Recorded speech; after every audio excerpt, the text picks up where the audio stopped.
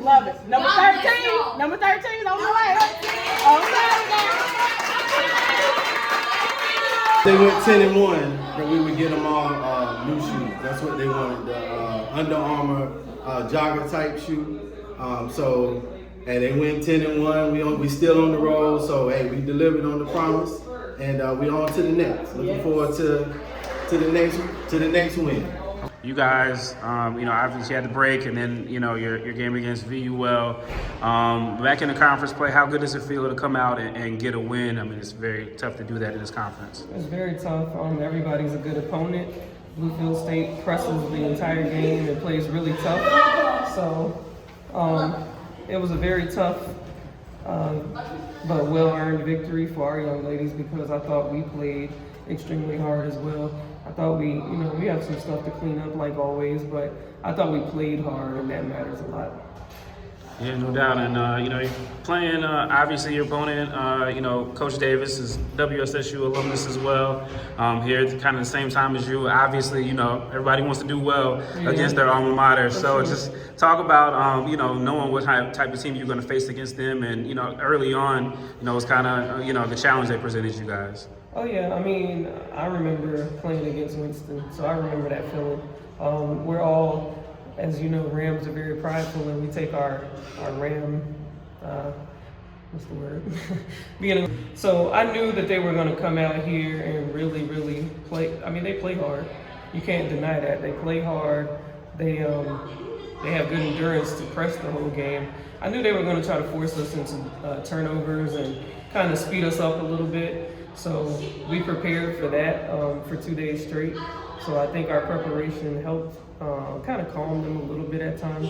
There was times where we still got sped up, but there was times where it was like, okay, we went over this, calm down, and execute what we've gone over. Talk about Miss Charles, the performance she had, 30, I think 11 and 7 blocks. I mean, obviously, she's someone that, you're very familiar with, but just talk about this game, and this is, I guess, kind of the game you envision when you have a player like her. Yeah, she's, I try to just teach humility at all times, because even though you've done something, you can always do better, in my opinion. But Player of the Week last week, so we challenged her because it's the first Player of the Week we've gotten in, now, we've played 13, but that was the first Player of the Week in 12 games, and that's, that's how hard it is to do in this conference. So for her to put up these numbers against a conference opponent as the Player of the Week last week, I would say that's pretty impressive. I mean, 14 for 19 from the field is good for anybody. So she showed that, she was ready to play today. Yeah, no doubt. And then obviously, you another Northern Division foe in Elizabeth City coming in here next. Obviously, you've coached against Coach Tanner and her teams, and you know what that's like. Just talk about, what you guys have going, the momentum, and, how you guys continue to plug away at these game by game. Yeah, Coach Tanner, a phenomenal person, phenomenal coach. Just another personal game, because, as we know, James DeGos was here before when I was here, so he, picks at me all the time. But, it's going to be a tough competitive game. I'm sure that Karina Scott will come in with a personal chip on her shoulder. And I understand that because, when you've been somewhere and you come back, you want to prove yourself. So I understand it. I get it. I like, people's fire in that regard. But we just have to prepare and do what we need to do.